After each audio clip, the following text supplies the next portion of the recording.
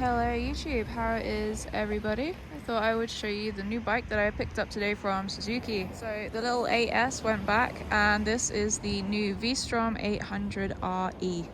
So it's like the road going 800 V-Strom, which I think is a little bit shorter than the normal V-Strom. I might be wrong, but I feel like I can reach the floor on this one. And I remember sitting on the normal one and being terrified of it, so this is nice. It's got the same parallel twin engine as the 8S, which is strange because it is still called a V-Strom, but obviously we're missing the V-twin.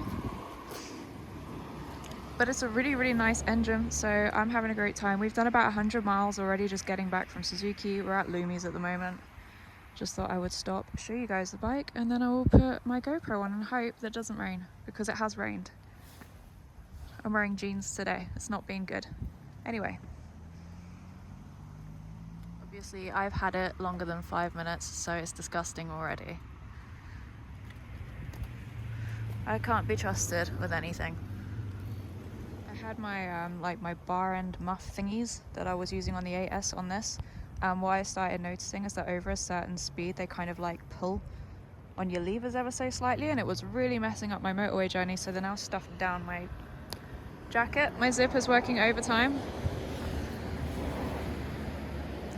but I think I'd rather have cold hands than my bike just braking at me for no reason. I thought there was something wrong with the 8S because it kept on doing it. It took a while for me to realise what was wrong, so that was fun. Anyway, let's go ride it. Okay, so we've done like 100 miles and it's about 20 to get home. I am looking forward to getting home. I've been on the road since 10 o'clock this morning. The first thing we've got to do is get off this wonky car park. Ugh. That wasn't too bad. I've got a 825mm seat height, which is probably my maximum to be comfortable with, although I am being a little bit cautious on this wet slope.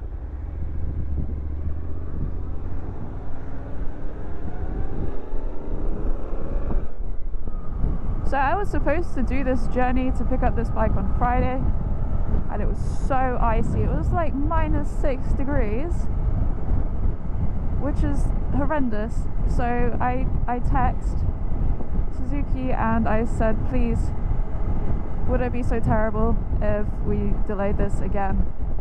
And thank God they said yes, because the weather today has been almost tropical in comparison.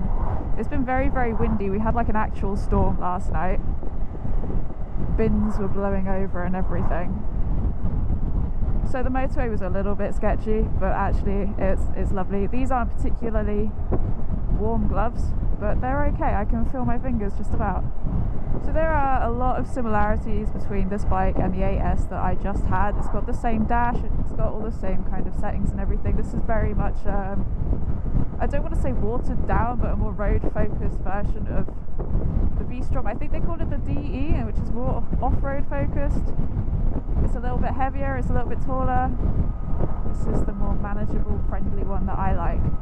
And honestly, I'm so happy to be on it. It was a pleasure on the motorway. We like this. This is great. All bikes should have this. We're doing unspeakable speeds and it was fine. I didn't even notice until I looked down. It was like, wow, you go, girl. It's fine. It wasn't me. I forgot what a difference music makes to a long, boring journey. Like, I hate the A34. It is my least favourite road in the whole world. And then I thought, you know what I forgot that I had? A Senna, which connects to my phone. I could just listen to music and it would make the journey so much more pleasant, so I did that, and then it was like, wow, this is taking way less time than it normally does. Not because of the speed, but, you know, the music distracts you. Anyway, we've had a good day. I had to apologise for the state that the 8S was in, because it was quite bad. I made the effort, you know, I did get it cleaned professionally. It's just that time of year where washing your bike is kind of a waste of time, unless you're going to properly coat it with a bunch of stuff, which is great, but ultimately it's going to look the same. It's going to be covered in rubbish. So I apologise for that, and the same thing's going to happen with this one. This one's already disgusting. It's fine, I'll clean it. I know the salt is going to be really bad. I thought I'd done alright. I hadn't seen any salt, and I thought there's no salt on this bike. It's okay that it's muddy, to be honest. The mud will protect from the salt, so what's the point? I'll just leave it. And then as I was thinking that, a salt spreader came the other way and just blasted us. So now it's like, I know I said that the muds will protect the bike from the salt, but how well do I believe that, because it's now covered in both. So it's just sat in the garage waiting for me to decide whether or not I'm worried enough to do something about it. I'm sure eventually I will, but it's been too cold to really want to think about it. Last week I dog sat for my friend. He has a husky, and I kind of babysat this dog a couple times before just for the evening, but this was for like the whole week, and I regret agreeing to that now, as I didn't realise what an absolute nightmare a husky dog is. And this dog had no respect for me whatsoever. It did not care. It knew I wasn't its owner's. It knew that it would get away with whatever. The first thing this dog did once its parents had left the house, because I left my bag of clothes and things on my bed, it jumped up on the bed, it stuck its head in my bag, pulled out my shower scrunchie and just ripped it apart while I was watching. It didn't listen to me, it didn't drop it. I had to chase it around the house to get it back, not because I was going to use it, because, you know, it has ripped this thing to shreds, but so that the dog wouldn't choke on it, basically. That was the first thing it did. Like, what the hell, who does that? What kind of asshole dog? And then I have to walk it, like, lots. And then at 8 o'clock, my friend's like, oh yeah, it's witching hour at 8 o'clock. You have to play tug of war with the dog or it'll go mental. I was like, right, okay, well I'm not doing that. I don't want to play tug of war with your dog. It's got big teeth and I'm scared. No, you have to play tug of war with the dog. It's the only way. I tried a few things. I tried walking it to tire it out and to distract it from the fact that it was 8 p.m. and witching hour or whatever. That didn't work. We got back from the walk and it was like, no, you have to play with me still. That didn't work. We tried ignoring it, which basically just delayed witching hour. Tug of war was the only way. So that was my week last week. I am never getting a husky. Wow. I'm sure it behaves really, really well for its actual owners. I think it just took one look at me and went, ha, this bitch, I'm going to take the piss out of this person. And it did, and it was awful. Obviously I haven't told his owner. Hopefully they don't watch this. They were like, oh, how are you getting on? I was like, oh yeah, it's great. She's lovely. One night I had to kick it out of the bedroom because it was sleeping on the bed, which I don't mind, I'm fine with that. The problem was I woke up because it was farting every 5 minutes, fresh fart smell. Like, I don't know if this was on purpose or if the dog couldn't help it. It was farting, it smelled like something was dying. I was feeling sick how bad this smell was. So I was like, get off the bed, go sleep in the hallway, and it wouldn't. I had to pick it up by its front paws and just drag it off the bed. Like, I was not putting up with this smell. They could weaponize that dog. They could sell it to the military.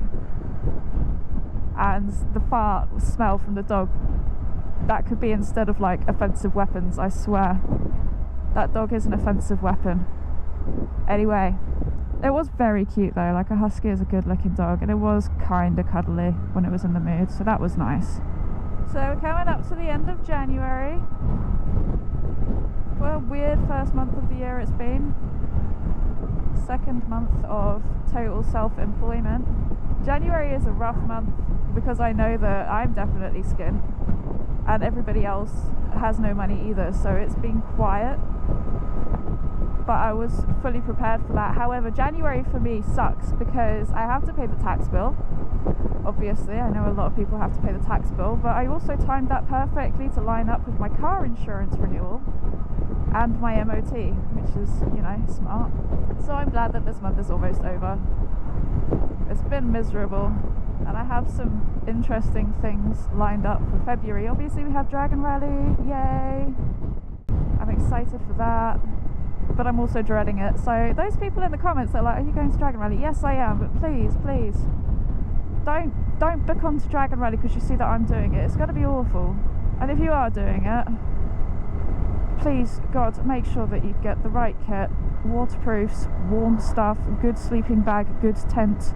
The £40 Halfords tent that your family used to go to Reading Festival is not good enough. You need a proper one. And don't blame me if you go and you have a bad time. I'm telling you now, it's awful. And I have no idea what to expect from this year. I don't know where it's going to be, how scary it's going to be, but they say that they're having a pizza van and a burger van, so that's one extra van than they normally have, which gives me a little bit of hope, to be honest, because if they can get a pizza van and a burger van on site along with the bar and everything, how bad can it possibly be? So we will see. Anyway, I've got that to look forward to. I'll do a preparation and packing video soon, so if anyone is going and just wants like a little bit of help or motivation or anything like that, you can watch the video and ask some questions, and I will do my best to advise. And I don't know how long I'm going to have this V-Strom for. I'll probably do the Dragon Rally on Pinky, but if you have any suggestions for anything that I can do with the V-Strom within reason, let me know, or let me know if you have any questions, if you want to see anything in particular, and I will do my best to accommodate. Anyway, that is all from me for now. Hope you guys have a great week, and I will see you soon. Goodbye.